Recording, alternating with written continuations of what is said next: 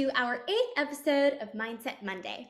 My co-host, Dr. Chandra, a child, adolescent, and adult psychiatrist from MGH Chelsea Healthcare Center, and I have really been looking forward to an important discussion on the prevalent issue of teen mental health. According to a recent CDC report, 42% of high school students experience persistent feelings of sadness or hopelessness. U.S. Surgeon General offers an advisory on the importance of social connection and community, emphasizing the epidemic of loneliness and isolation affecting us from younger ages and the steps that we must take to address it. So, Dr. Chandra, you practice as a child and adolescent psychiatrist. Tell us a little bit about your background and interest in this area and career choice. Sure. So my parents were physicians. I knew I wanted to be a doctor. I did not know what field I wanted to go into. But I worked with a psychiatrist who became a neuroscientist and was working in his lab at Columbia University in 1999. He won the Nobel Prize in 2000, not because of any work I did with him, but he was really a fantastic neuroscientist. I determined I did not want to do neuroscience, but I was actually interested in psychiatry. So I knew going to medical school that was a field I wanted to enter. And then in medical school, I think my third-year rotation confirmed that choice. And then as a resident, I was kind of missing seeing kids, because in adult psychiatry residency, you see about 90% adults, 10% children and adolescents. And a mentor of mine, who was a dean at Boston University, he said, you really should think about a child and adolescent fellowship. It adds to your career in a way that other fellowships would not. Without this fellowship, you can't see children and teens in most places. And other fellowships, you can kind of do the work without having done the fellowship. So my mother's a pediatrician. I had grown up watching her interact with patients and loved that interaction, loved how she kind of knelt down and spoke to patients on their level and just found a way to connect with them, and also educated parents and really involved the whole family. I love that model. And so it felt sort of doing a child fellowship felt like this would really kind of make my career as fulfilling as hers. And indeed, I did a 2-year child psychiatry fellowship at Mass General Hospital and then stayed in the system. And I work at a community health center, seeing children, adolescents, and adults, like you said, a lot of immigrants and refugees. And this is an area that's beset with poverty. So 5th poorest area in Massachusetts out of 351. So see a lot of poorer people. Yeah, that's my journey. Great to be here. Wow, amazing. Sounds like amazing work, and sounds like you've had a lot of influence and great mentorship in your lifetime that has really influenced your trajectory, which I really think is so important. And so in other medical fields, clinicians will make diagnoses through many different medical tools, such as physical exams, lab result findings from imaging. So when you see a patient, how do you feel confident enough in your diagnosis in the absence of some of these tools? It's a great question. So my mother, the pediatrician, had pointed out that in medicine in general, that 80 to 85% of the diagnoses come from the history, and then you can use tools like labs and taking blood for labs, imaging as needed, and the physical exam to confirm or potentially reject the hypothesis that you have about the diagnosis. So we don't really have the confirmatory testing in psychiatry. The brain is a very complex organ. Unless there are gross lesions in the brain, we don't see much wrong if we do imaging. Whatever's wrong in the brain does not show up in the blood. There's a blood-brain barrier. And then psychiatrists are not supposed to do the physical exam. And also that wouldn't tell us much about what's happening in the person's mind. So yeah, do not have the confirmatory tools. And in the absence of that, you have a working diagnosis. But one has a set of criteria for different disorders. You have a sense of what major depression, for instance, looks like in children and teens. You have a sense of what anxiety typically looks like. So you have clusters of symptoms. And the patient's history, the parents' history of the child, often fits a natural history of disease for these kinds of illnesses. You're really kind of listening. Just like you would if you're a cardiologist and someone is coming in with fatigue and chest pain, you're like, okay, is this congestive heart failure? Is this an arrhythmia? Is this person potentially going to have a myocardial infarction, a heart attack? And then you're asking questions to elicit which way you might go on the diagnosis. So same sort of thing with child psychiatry. And then in terms of treatment, so once you have a working hypothesis, working diagnosis, then you may initiate treatment. These are broad brush categories. Someone has trouble with mood, someone has trouble with anxiety. So you start a medication that should help them with mood or may help them with anxiety, and then see how it works. Does it cause side effects? Is it effective enough? And then adjust treatment from there. So a little bit more of, I'm not going to say a blind man feeling around in the dark, but it's a little bit more of kind of like, okay, how's this going? All right, are you better? Okay, is it the right direction? But really listening, to patients and families, getting their feedback as to how treatment is going, and then adjusting accordingly. So there are fewer algorithms in child psychiatry than there are in other medical fields, no question. So it's a little bit more of an art than a science, but there's obviously science involved. That sounds amazing and very fascinating work. And so considering, what we've talked about with the CDC reports and the US Surgeon General's recommendations, from your experience as a psychiatrist, where do you believe the spike in mental illness for teens comes from, and what might be some possible multifactorial causes of it? Yeah, great questions. So the US was already struggling. Children, adolescents were already having a tough time, to the point where child psychiatry was the medical profession that had the greatest shortage. There was a great need for child psychiatrists. I think there are only 8,000 of us, and maybe 30,000 were needed by the year 2010, perhaps. And the reasons for that baseline, I think we have a society that is very individualistic, and that can be problematic. We don't have the same social fabric other countries may have, because we're all trying to achieve. And so there's a lot of stress on people. Income inequality has been rising, and that's shown population-wise to raise rates of mental illness in countries. Those are a couple of major factors. And our food supply, I think, is problematic. We eat a lot of pro-inflammatory foods, a lot of processed foods, and artificial colors, which are not good for the brain. So there were already problems. But then, according to the Surgeon General and a psychologist in Dr. Jean Twenge, and then since confirmed by other studies, it seems like the advent of smartphones in 2012 has led to the spike, or at least it's correlated with the spike. And initially, it was thought to be correlation, not causation, but I think more studies have suggested there is true causation here. So smartphones and social media use. Social life has really gone online for teens. It seems like a lot of texting, a lot of interaction through Snapchat, through Instagram, watching TikTok videos. For us older folks, Facebook is still very prevalent. But having smartphones, can be, it's wonderful to feel connected to other people, but the connection is perhaps not as strong as we think, or is not as socially nutritious in a way as we think. Kind of like if you eat, a half a cake or something for dinner, that is not going to be as nutritious for you as eating a salad, with some protein on top or something like that.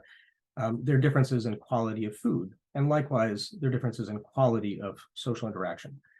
So I was on the train back from a Zakir Hussain concert on Wednesday, and noticed that everyone, was on their phone, and there were probably 12 people in the, the train car, and everybody was on their phone.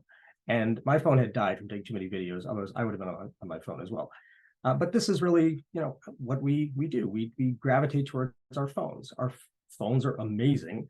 They have cameras. They have videos through YouTube. We can surf the internet. We can text people. We can check our email. The amount of apps are incredible. There used to be different devices for each of these things, and now everything is on our phone. It's fascinating. And the ability to write to someone across the world and get some kind of response immediately. Wow. So it's fantastic. We are very connected. However, that means we're also taken away from this kind of face-to-face relationship. In the past, when I was growing up, my mother would just say, go out and play. And we would go out and interact with neighborhood kids. Now, socializing seems to be, people are in their, mean, this is a bit of a generalization, but people are often in their rooms interacting with their friends online. And it's not as reinforcing. It's not as, doesn't provide you the same pleasure, the same sort of consistent pleasure that face-to-face interaction, in-person interactions give you. And so functionally, people are lonely. The Surgeon General's report from May 2023 said we're confronting an epidemic of loneliness, which again is paradoxical because we're so connected electronically. But in a way, we are lonely because we're not seeing each other face to face. And the pandemic was a wonderful example of that. When we don't see people face to face, we feel lonely. But social life's going online is functionally leading to the sort of water everywhere, but not a drop to drink phenomenon. So sailors at sea, when they got thirsty, would be like, if I drink this seawater, it's actually going to make me more dehydrated. I'm thirsty and there's water everywhere, but it's not useful to me. And in fact, it's actually harmful. So having these social connections online, while they're plentiful and amazing, may actually be harmful for us. And I think we're starting to confront them. Absolutely.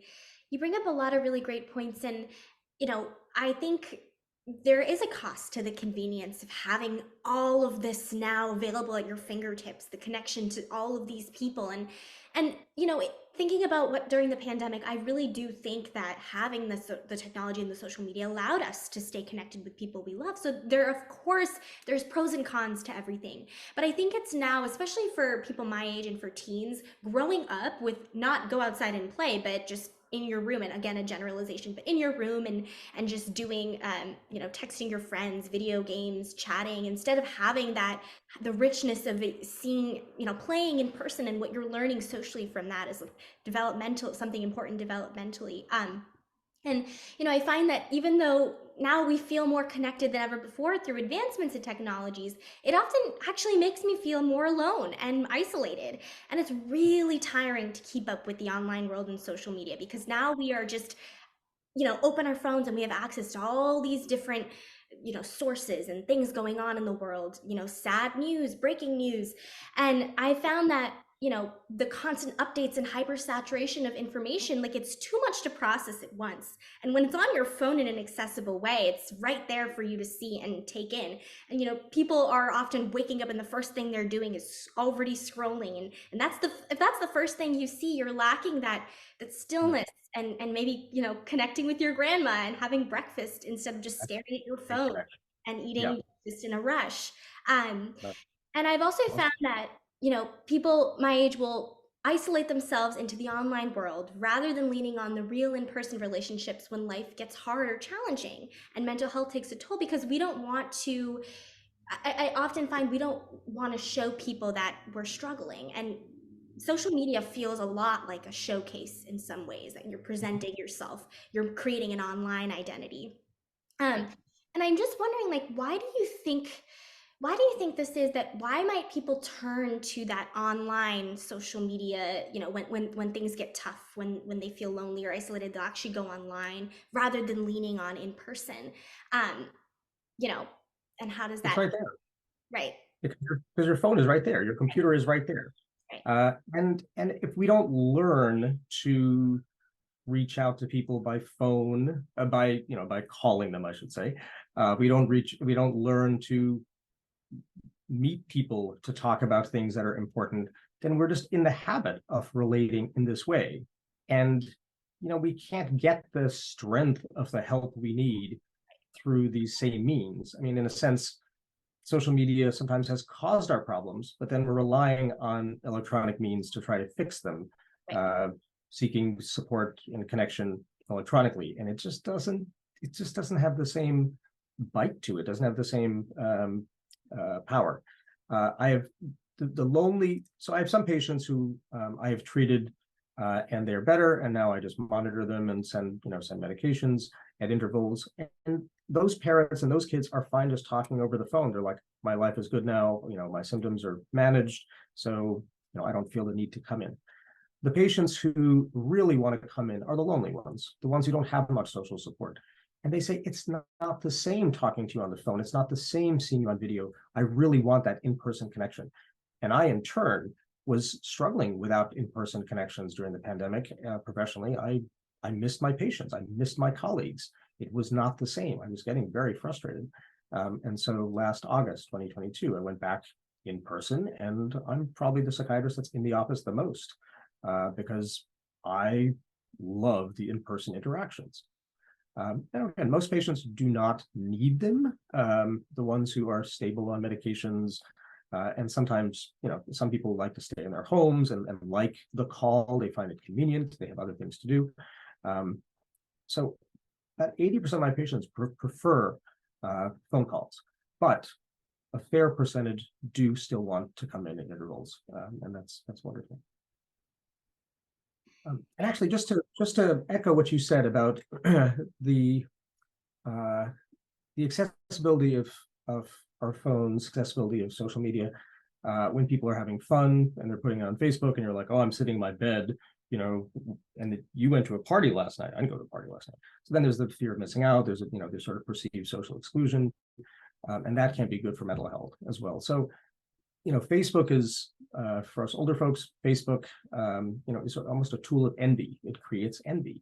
And for the younger generation, I think, Snapchat and Instagram and TikTok, can also make people feel less than in various ways. And that's not healthy. And we are constantly feeling less than whenever we're online, and we're online a lot. That's not ideal for us. Yeah, and another thing I feel like is, we don't, like you said, we don't showcase our failures or struggles on social media. The people who are constantly posting on social media, they're highlighting, their lives and things they're doing. And like you said, it is a tool of envy, because we don't know this person's full picture, what challenges they might be facing, what struggles they might be going through. We're just seeing a 30-second TikTok or a Facebook post or a bunch of pictures. And so what we're perceiving may not be the reality. Just have an analogy. It's like being a constant audience in a talent show in which others are constantly showing off their talents. And people have a wide array of talents, but they're curating their lives online, being like, look at where I went on vacation. Look at, the expensive concert I was able to go to of this, pop star.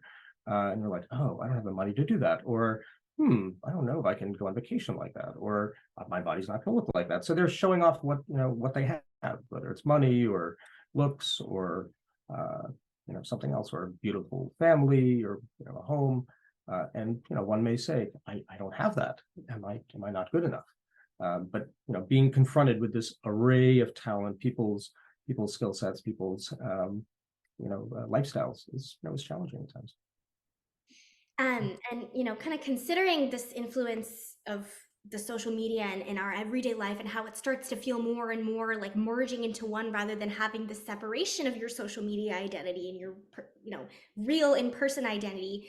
I also find that comparison culture, like you said, is often worsened with that. The grass is always greener mentality, right? The grass is always greener for somebody else. And like you said, you're just comparing yourself. And at the same time, though, I also noticed an increase, and I don't know if this is the right word to use, but a glamorization of mental illness, and people my age kind of comparing how bad they have it on social media. And so to me, this raises the question, where is the line between reducing stigma but not glamorizing it? So reducing the stigma towards mental health that does exist, but also not glamorizing it. Right. So stigma is problematic when it prevents someone from seeking help and getting help. Those who are like, oh, I shouldn't be suffering like this. There's something wrong with me. I've got to fix it. I shouldn't be telling other people about it and getting help for it. That's a problem. And then if someone is struggling and they tell their parents, if a teen is struggling and tells his or their parents, and the parents say, no, you just need to eat better, sleep better, it will all be okay. And the person's like, no, like, I'm thinking about ending my life. It's really bad. And the parents say, no, everyone goes through this, just wait it out, things will be better. That can be a problem. When things are serious, when people are having severe mental health problems, they probably should seek treatment. So stigma can be problematic in that, in those ways. I think the more teens struggle, the more they express what they're struggling with, and and you see it a lot. You hear people talking about depression, you hear people talking about anxiety, and it's hard to parse this out. But those who are not able to get help because of the shortage, I mean, there already was a shortage, as mentioned, now the demand has skyrocketed for mental health services. And if you're not able to get in and see someone, then you're left struggling on your own. And then you can have a learned helplessness where you're just like, well, this is what I live with. I'm swimming in it. And so I may as well talk about it so people are aware. That's one thing. And then others may be seeking maladaptive ways or just ways that are not ideal of getting help. Such as what we said, online, trying to get help from friends, through social media, trying to get help from others in a way that isn't really moving the needle very much. And then they're just saying like, well, this is what I have, and people should be aware that this is a problem. So what you're describing, the kind of phenomenon of seeing people seemingly stuck, and then being like, well, they're talking so much about it, why aren't they getting help? Why aren't they improving? Because, with illness, people should be getting help and improving rather than just being like, I want you to be aware that I have this. Ideally, they get treated and are able to live their lives and not think about it all the time. But if they're not getting treated, or if they're seeking treatment in a way that is not ideal, then they may get stuck. And that's a problem. And then also I would just add that there are, in terms of severity of depression, severity of anxiety, these terms may have gotten, when people say I'm depressed and their mood may be low, they may not be clinically depressed to the point where they may be prescribed something. People may be feeling anxious, but not, are not severely anxious. So, they may be describing states of being, but maybe the states are not so severe such that they need treatment, or, they are sort of problematic enough, but they haven't gotten treatment. So I think either way, people are describing what they're struggling with, and a high percent of people are struggling. So you are absolutely seeing it a lot, but what to do about it is the question. But you're right. I mean, you can have an oversaturation as well, and that can be frustrating. So maybe it sounds like what you're saying is high schoolers, college students are quite aware of problems now. Maybe stigma has been reduced, but now it's the question of what can be done to move them forward. That may be quite right. And, stigma, that there have been a lot of efforts to reduce stigma, but I think, there is still a stigma toward mental health problems, and there is a lot of work to do. And in your experience, what populations do you think might be most susceptible to mental health issues and fighting the stigma towards mental health, and why? Right. So we have a dedicated audience. So I'm just thinking about how to answer a question for them. But I mean, so we're of Indian American background, South Asian background. And I think Asian Americans definitely struggle with stigma, and Asian Americans often struggle with academic pressure. Our families can put pressure on us. We ourselves can put pressure on ourselves. So that's one population to watch out for, because the collectivism of our culture is such that we are often doing things for the family. We're supposed to bring pride to the family, not shame the family. And what brings pride to the family is rather individual, but parents may set expectations and say, below this bar, you're shaming us. If you're not getting A's in school, you're embarrassing us. You're making me look bad in front of my peers, my community.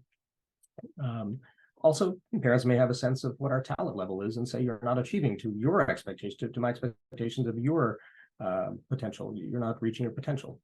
So, I mean, so our community, kind of has these expectations. And then also we have what's been termed an educational arms race, where Asian Americans will move into communities where they're top high schools, and then there are a lot of Asian Americans in these communities, and they all want their kids to do well. And then there are lots of AP classes, lots of extracurricular activities. Everyone tries to get into top colleges, and there's competition between students. There's competition between parents for how their kids are doing, and you get kind of a pressure cooker. And in that environment, you can have higher rates of depression, anxiety, as kids start to sacrifice sleep and social connections for achievement.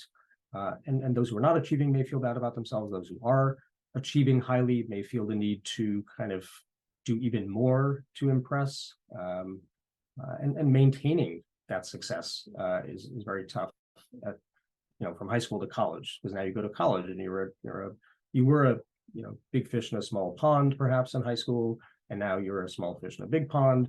and how do you adjust your self-image? That can be challenging. So you have these kinds of troubles.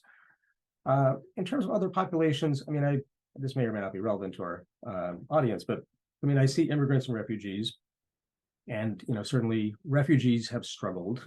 They have left their home countries for specific reasons. So we definitely see post-traumatic stress disorder in them. But yeah, I mean, I think just to go back to upper class students and upper middle class students, oddly enough, are really at risk because of the expectations for achievement, the pressures to get into top colleges, parents' concerns that they don't want their kids to fall socially, class-wise, and really making sure that they're getting into the best colleges for fear that they don't, they may not get good jobs. To be fair, one needs to kind of succeed at every level, and it's not simply just making the jump from high school to college, after which everything is going to be rosy. One has to continue to succeed, and so it's ideal for parents to really make sure kids are learning good work ethic, but also maintaining balance, seeing their friends, eating, sleeping, and being happy. Because as adults, if our bosses said, "Why don't you do 40% more work?" I'm like, "But I'm working 40 hours a week." "Yeah, why don't you work close to 55 or 60? "Okay, all right, I'll do it." So you do it. But now you're like, "I don't have time to go to the gym. My diet has worsened. My friends are asking why I can't go out, but I'm just too tired. But I need to do this work. It's really important. I'm very important to the company. My boss values me." You'll do it, but you might sacrifice quality of life. And if you're a parent, kids may be like, "Hey, you're not around as much." You'd be like, "I'm I'm working to provide." And you'd be like, "Yeah, of course, sure you are. I know. But in general, we need to have some work-life balance as adults and also, as teens. And if we don't have it, it threatens our mental health. It would threaten anyone's mental health. So, as parents, we don't want our teens to be overworked, just like we don't want to be overworked by others. So we try to, we should try to make sure our kids are in balance. And if they themselves are putting pressure on themselves and are being perfectionistic, then we as parents should try to, rein that in. And be calming forces and reassure them they are loved, and it's not all about achievement. That we want them to be happy. Yeah, I think absolutely what you've talked about, and I've learned a lot about the model minority myth and what that poses as a specific challenge to the stigma towards mental health in this specific Asian American diasporic communities. And I find that, considering what we've talked about with technology and also talking about reducing stigma and glamorizing illness and all of those kind of things and what's wrong with those things, I find that a lot of people are actually my age aware of the impacts of social media and technology on mental health. Like there are a lot of resources now, a lot of people advocating and speaking out about it, on the importance of community and the in-person connection. But we yet still find ourselves endlessly scrolling and going back to the phone. "Oh yeah, this is great. These efforts are great. This is important." And then back to the phone. And I think that goes to show that it's just so difficult to make the changes that can really improve our mental health and the struggles that a lot of people my age are facing and other teens. So what are some practices you recommend that you really think could be actionable, and also at the same time some cultural level changes you hope to see for teens to better take care of our mental health? Right. Complicated because I may be preaching, but I don't know if I practice what I preach all the time. I have struggled with phone addiction myself. There's just, as I said, there's so much online. It's hard not to be on your, to take away your own phone after 9 p.m., to improve sleep. But in general, smartphones emit blue light, which is thought to decrease melatonin. Melatonin is a hormone in the brain which enables us to sleep. So melatonin goes up as the sun goes down. Melatonin levels go up as the sunlight goes down, and then we start to feel tired. Smartphones mimic the sun in a sense by emitting this light, which convinces the brain that it's still light out, and we do not increase our melatonin levels. We don't feel sleepy. So unfortunately, using phones past past maybe 8 or 9 p.m. is really problematic. So ideally, we start to get off our phones, leave them for charging, leave them somewhere else, and harness our own melatonin levels to fall asleep. So that's one thing, really stopping smartphone use kind of after dark, so we don't confuse our brains. Otherwise, I think really having limited screen time. The American Academy of Pediatrics, says no more than 2 hours of screen time for certain ages in terms of children. But I think we need to also limit our own screen time as adults. And I think I'll take this to heart myself. So I'm talking not just the audience, but to myself. But yeah, I think limiting screen time and making sure that we are involved in in-person relationships, that we are calling people on the phone. That is what gives us joy. Dr. Bob Waldinger, who's a psychiatrist at Mass General Hospital and runs a sort of longitudinal study about human happiness, it was determined that 80% of happiness comes from our relationships, positive relationships with family members, friends, colleagues. And we need to make those relationships in person and on the phone. That is what keeps them strong.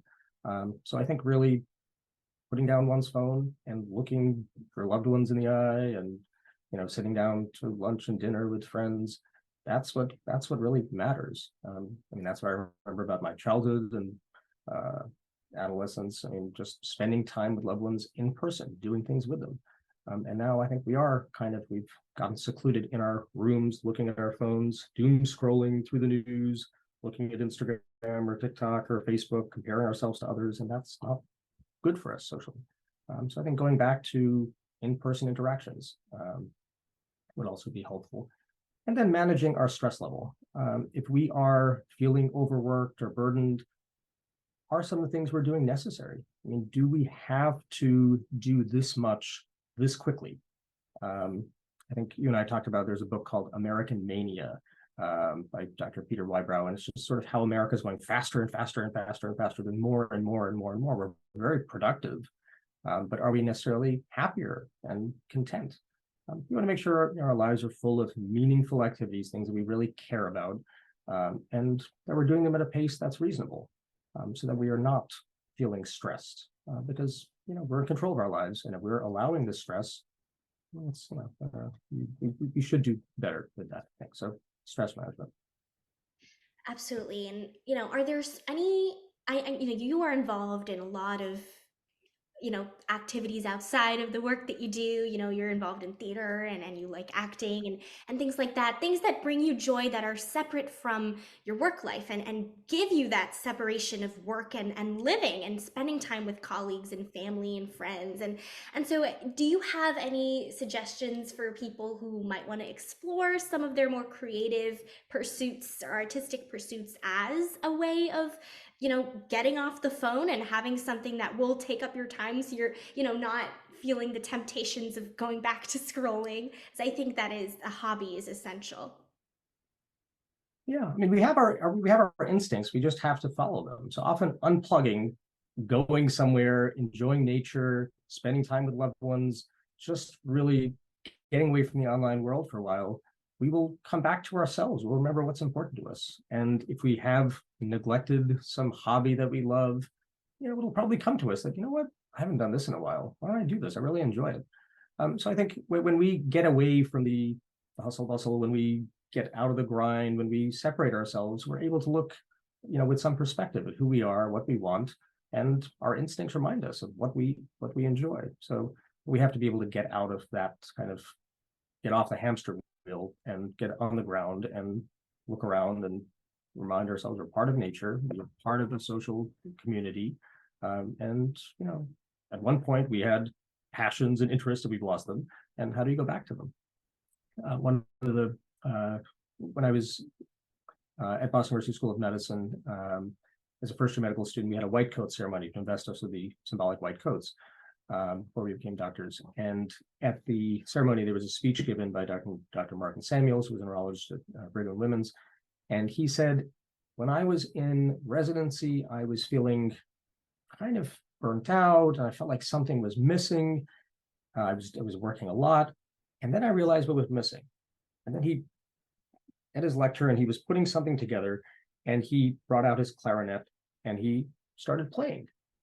And he said, that's what I was missing. I missed my clarinet. And when I realized I missed my clarinet in residency, I started playing again. I felt fulfilled again.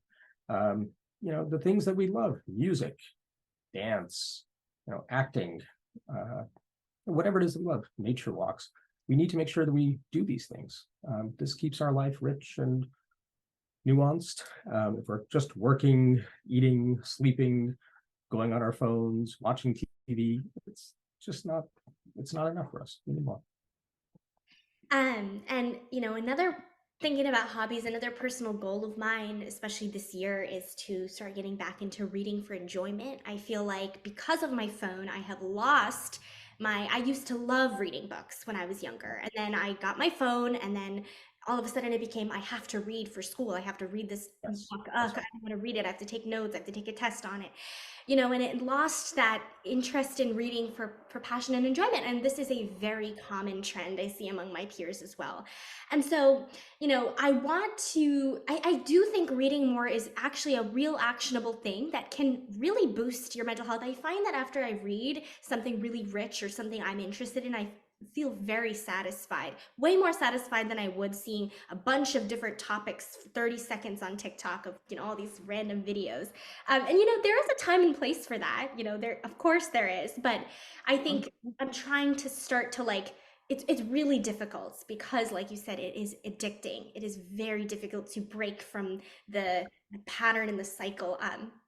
But And yeah. these are designed to be addicting. I mean, TikTok, Instagram, Facebook, their models are of increasing engagement. They want you to be online. They want to suck you into their phones, into your phone, so that you're one with it. And they're very successful. In the 50s, when TV was popular, parents were like, this is the boob tube. It turns our kids into the boobs, which then at that point meant, dumb kids. So it's challenging. I mean, it's the same thing with phones. That we have a hard time pulling ourselves away. I've seen lots of cartoons where it's kind of like the person is going into their phone, and they become almost merged with it. And we are like that, unfortunately. So maybe we need to pull ourselves out, remind ourselves that we are in this body, in this world, and stay in this world and not be in cyberspace all the time. And, part of why I wanted to make this episode and include some of these resources of really good books that maybe even address mental health and mental health struggles. An Unquiet Mind by Dr. Redfield Jamison. And, I think this is a must read for anyone who is interested in learning about psychiatry and learning about depression and sources of manic depression and what it might be, what might the struggles be for a clinician who is dealing themselves with manic depression. And this book was just absolutely beautiful. And I remember watching a talk along with some of the excerpts from the book. And there's a quote that, Dr. Redfield Jamison says from this book, and it's, "Love returns to recreate and restore life, make the inherent sadness of life beautiful. Life is too constantly changing to have too much control over uncontrollable forces." And this quote, I mean, when I see a quote I love, I always write it down. And this is one that I've kept in my notes app, and I often come back to when I'm feeling not great and not and feeling like I'm kind of struggling with my mental health a little bit. And of course, people can pick different quotes and different things that stick out to them, but specifically this book was just filled. It was a beautiful story. I know you mentioned that you really enjoyed it as well. Do you have any kind of thoughts about it?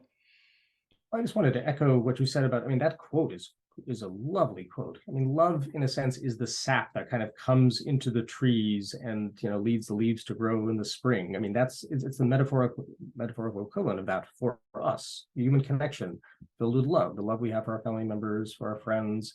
That binding force is what makes life really worth living and makes it so joyful and meaningful. So I love that quote. In that book, Unquiet Mind, she talks about suicidality, and so I mean she's experienced the lows, and she has sort of ferreted out what keeps her going and what is sustaining, and that is absolutely the love we have for each other. And that connects us. Her other books are amazing. She has a brilliant one, In Touch with Fire, Touched by Fire, Manic Depression and the Artistic Temperament, about how artists, writers, painters, composers, often struggle with major depression or bipolar disorder. And creativity in the arts sometimes are connected to mental illness, or more precisely, people who are creative souls have struggled with mental illness. So she's a brilliant writer, one of the top psychologists of our generation. She also wrote a book called Night Falls Fast about suicidality, Exuberance about enthusiasm and mania. She's a great writer. Very worth it. That Unquiet Mind is very worth it. Fabulous. Yeah. So thank you so much for talking with me today about a very important topic that's not only something that personally I want my peers and our Mindset Monday audience to think about, but also it is a pressing problem in our country, and the U.S. Surgeon General has, really taken the lead on bringing awareness to the problem and the epidemic of loneliness and isolation that we are living in, thanks to technology and social media. And so I really hope that our audience can take something away from this episode and have some resources to look through and to understand more about specific challenges that teens might face with their mental health. I want to say, please do watch this on YouTube, but after you watch it on YouTube, get out, enjoy nature, see your friends and family. Right. So, absolutely. It is. You can learn from online. You can learn from us online, but also make sure that you are, getting out and seeing people and enjoying the weather. Absolutely. Great. Thank you so much. Great. Thanks, Sachi. Great work.